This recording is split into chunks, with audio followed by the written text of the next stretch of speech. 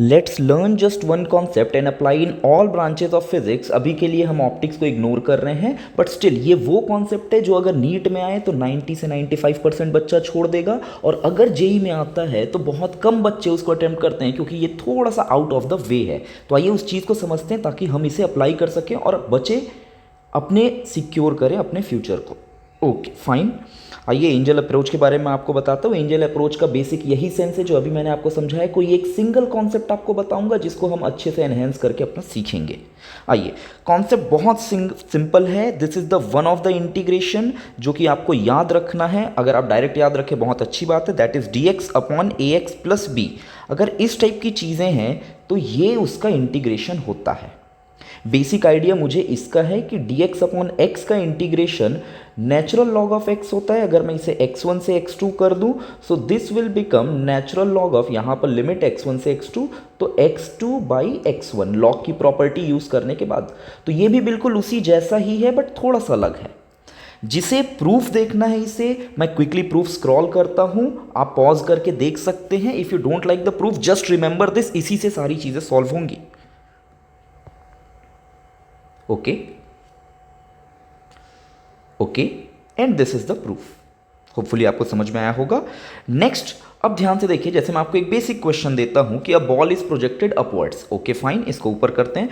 With velocity v not, air drag is given by net force, है ना। मुझे यहां पर लिखना चाहिए था air drag that is F is equal to minus K V, मुझे ऐसा लिखना चाहिए था। बट समझिएगा यहां पे मैंने उसको इसलिए चेंज करके नेट फोर्स लिख दिया। The net force, there is a one positive force one negative force, this force is reducing, और ये फोर्स आपको क्या कर रहा है, कंटिन्यू जो भी वेलोसिटी फर्दर एक्सेलरेट कर रहा है। Where v is a instantaneous velocity, mass of ball इतना इतना इतना। ट्राई करके देखिए, होपफुली आपने ट्राई किया। आइए मैं आपको सिंपल सा समझाता हूं कि अगर आपने एक बॉल को यहां से फेंका, let's say we not velocity से फेंका, तो अब ऊपर जाते जाते उसकी स्पीड घट रही है because there is some kind of air drag जो कि उसको रोक रहा है, और एक फोर्स है जो कि पॉजिटिव इसके वेलोसिटी के डायरेक्शन में ही है। So acceleration is dv by dt which is force by mass, that is the only concept. लेकिन जैसे ही आपने जैसे ही ये किया, यहां पे फिजिक्स खत्म हो गया, और ये लाइन लिखते ही आपकी फिजिक्स ओवर, आपने फोर्स बाई मास लिखा। Further is mathematics. मैथमेटिक्स ध्यान से देखिए, dv upon F naught minus K V and this is dt। ये साइड तो आसान है, ये आप 100% कर लेंगे, बट इस साइड को फोकस करिए, dv अपॉन दिस, यहां पर बच्चा छोड़ देता है। अब ध्यान से देखिए, as a is equal to minus K, b is equal to F naught, blah blah blah, इस चीज को हम लोग फर्दर सिंप्लीफाई करेंगे। This is the final result. यहां से जैसे ही आप ये लिखते हैं, एज अ टीचर मेरी प्रैक्टिस हो चुकी कि वहां से मैं यहां तक डायरेक्ट लिखूं इन स्टेप्स को छोड़कर। मैं स्ट्रांगली रिकमेंड करूंगा कम से कम 2 से 3 बार इन स्टेप्स को लिखिए, तो आप क्लियर हो जाएंगे, डायरेक्ट यहां तक लिख पाएंगे। एंड जैसे ही आपने ये लिखा, फर्दर इज सिंपली पहले लॉग को इधर लेके जाइए, तो लॉग इधर जाएगा तो ये पूरी चीज की पावर में आ जाएगी। देन जो डिवीजन है उसको इधर लेकर जाइए, then KV and so on. तो जब आप ये करते हैं तो आपको दिखा कि पहले मैं लॉग को लेकर गया, मेरे पास ई आ गया, फिर एफ माइनस के वी लेकर गया, मेरे पास ये आ गया। Now this is the equation. अब मुझे क्या करना है, क्योंकि मुझे v की वैल्यू निकालनी है, तो मैं इस नेगेटिव के वी को इधर ले जाता हूं, इस वैल्यू को इधर ले आता हूं।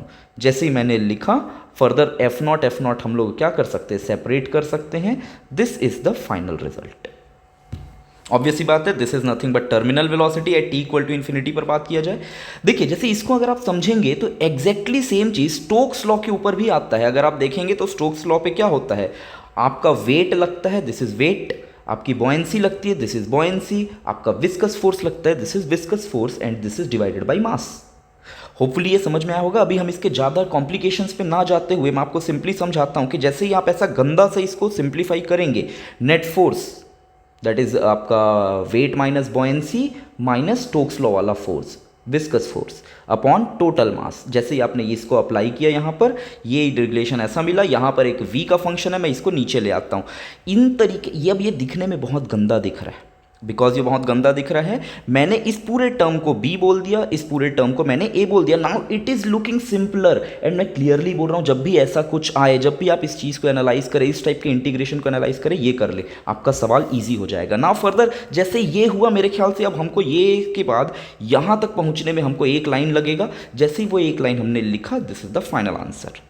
मैं कैसे मान लूँ ये फाइनल आंसर है? Put the value of B and A and volume की वैल्यू, जो यहाँ पर वॉल्यूम लिखा गया है उसकी value 4/3 pi R cube, because spherical bodies के लिए हम लोग स्टोक्स लॉ पढ़ते हैं, हमारे सिलेबस में स्फेरिकल बॉडीज़ हैं, ठीक है। तो जैसे इस चीज़ को सॉल्व किया गया, ध्यान से देखिए, this is the final result. No doubt this result looks बहुत गंदा, वेरी डर्टी रिजल्ट, बट अगर आप ये बहुत गंदा रिजल्ट है, डेफिनेटली ये एग्जाम में आएगा तो लोग सिर्फ ऑप्शंस देख के ही छोड़ देंगे, बट आपको छोड़ने की जरूरत नहीं है, because it is easy. Again terminal velocity में t इक्वल टू इन्फिनिटी रख दीजिए, जैसे इन्फिनिटी रखेंगे this terms become zero and this is nothing but आपका terminal velocity. Again we are correct, ठीक है। ग्राफ कैसा बनेगा? ग्राफ कुछ इस तरीके का दिखेगा। ओके फाइन, जैसे ही आया तो अब देखिए next, using Newton's law of cooling. वैसे तो करेंटली ये आपके नीट के सिलेबस से बाहर है, but still we can learn this. Newton's law of cooling आपको क्या बोलता है? dt/dt is t minus ts। Okay fine, जैसे ही आपने इसको इंटीग्रेट करने के लिए इसको जैसे ही आप नीचे लाओगे, ये रहा। अब देखिए ये फैक्टर फिर से वैसा ही दिख रहा है, ये भी अलग दिख रहा है, तो सिंगल वन लाइन सॉल्यूशन। जैसे ही आप इसको यहाँ तक पहुँचे, हमने बीच के सारे स्टेप्स छोड़ दिए because we know it's integration. That is the beauty of this technique. जैसे ही आपने ये चीज़ लिखा, लिखते ही आपको सॉल्यूशन मिल गया। आपको इसका ग्राफ कई बार पूछा जाता है, मेमोराइज दिस ग्राफ और remember this graph. Fine, next RC circuit, very standard RC circuit. यहाँ भी जब हम लोग इसको सॉल्व करते हैं, केवीएल लगाया जाता है। Current as a function of time T निकालना है, हमें केवीएल लगाए, दैट इज यहाँ से यहाँ positive plus V minus Q by C minus I R, या फिर V या फिर इस सिर्फ इतने को देखते हुए V minus Q by C is current into resistance. Net potential difference is current into resistance, जैसा भी आप लिखना चाहें, whatever you like. This is equation, and जैसे ही आप उसको सिंप्लीफाई करते हैं, ध्यान से देखिए, this is again the same equation, D Q upon C V minus Q. Again solution gives you this. Graph भी बिल्कुल वही पुराना वाला, अगर आपको याद होगा तो एज इट इज़, तो वही सारी चीज़ें रहती है ना। बार बार बस होता क्या है कि हम इस चीज़ में थक जाते हैं जब हम अलग अलग देखते हैं। आइए आप देखिए, सारी चीज़ें एक ही में है। नेक्स्ट इलेक्ट्रोडायनेमिक्स से एक challenging question, JEE advance students के लिए। अगर resistance per unit length of this rails is R0, और अगर मैंने शुरुआत में इस क्रॉस मैग्नेटिक फील्ड में मैंने इस रॉड को V0 से प्रोजेक्ट कर दिया, what will be velocity as a function of x? JEE advance students, do attempt इस। होपफुली आपने अटेम्प्ट किया होगा। अगेन जैसे ही आप करेंगे तो मैं एक फंडामेंटल कॉन्सेप्ट आपको समझा देता हूँ। फंडामेंटल क्या है कि अगर कोई रॉड क्रॉस मैग्नेटिक फील्ड में मूव करेगा तो उसके ऊपर एक बैटरी की तरह एक्ट करेगा, उसमें ईएमएफ डेवलप हो जाएगी एज BLV। जैसे ईएमएफ डेवलप हुआ, उस ईएमएफ की वजह से क्या होगा, उसमें एक करंट दौड़ने लगेगा। ठीक है, सारी चीज़ें हमको क्लियर हैं।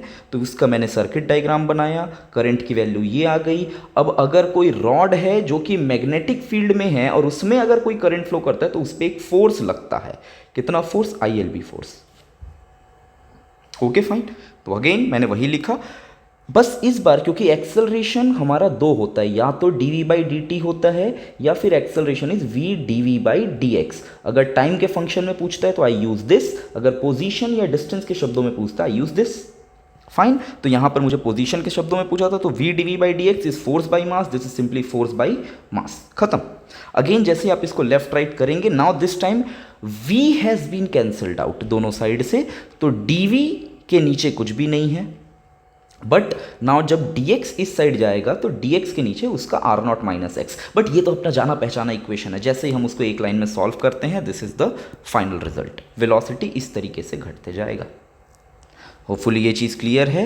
ठीक है, अब देखिए न्यूक्लियस का भी क्वेश्चन भी इसी में आ सकता है। That is a certain radio active nuclei is generated at a rate of alpha per second.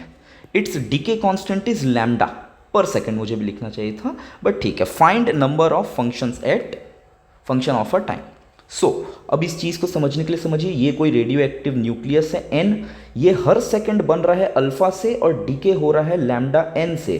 तो किसी भी मोमेंट पे किस रेट से ये डीके हो रहा है, this is given by alpha minus lambda into n। Hopefully this is clear. कितने से बन रहा है? अल्फा। कितने से घट रहा है? Lambda n। तो अभी कितना है? अभी है alpha minus lambda n, this is currently पर सेकेंड। अब इस रेट से उसके नंबर ऑफ एक्टिव पार्टिकल्स के रेट से वो डीके होगा। होपफुली ये समझ में आया, क्लियर। ठीक है, तो वापस जैसे मैं इसको नीचे लेकर आता हूं, ये फिर से वही हमारा स्टैंडर्ड इक्वेशन बन गया। So n is equal to alpha by lambda 1 minus e की power minus lambda t। Very good. Done. जैसे ही हमने एक एक लाइन लिखा, देखो अब ये बड़े बड़े सवाल एक एक लाइन के क्वेश्चन बन गए। That is the power of angel approach. आइए आपके लिए मैं आपको होमवर्क देता हूं। This is the first question. Pause करिए, स्क्रीनशॉट लीजिए, या फिर पॉज करके आप कंटिन्यू इसी क्वेश्चन को सॉल्व कर सकते हैं। This is first problem and this is second problem. दोनों क्वेश्चंस को इजीली सॉल्व करिए। This is their answer.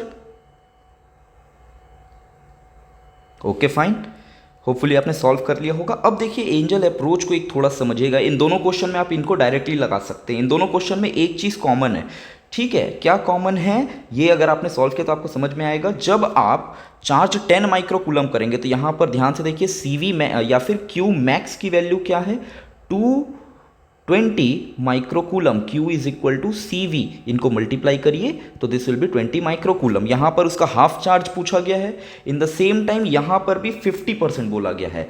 इसको एज अ शॉर्टकट याद रखिए, बहुत बहुत बढ़िया है, आपके बहुत सारे कैलकुलेशंस बचेंगे। That is the power of angel approach कि कभी भी इस टाइप का कोई फंक्शन आपके सामने है, a is equal to a0 1 minus e की power minus t by something tau, time constant, तो हमेशा याद रखना इस टाइम कांस्टेंट का डायमेंशन हमेशा t के बराबर आएगा, पहली चीज।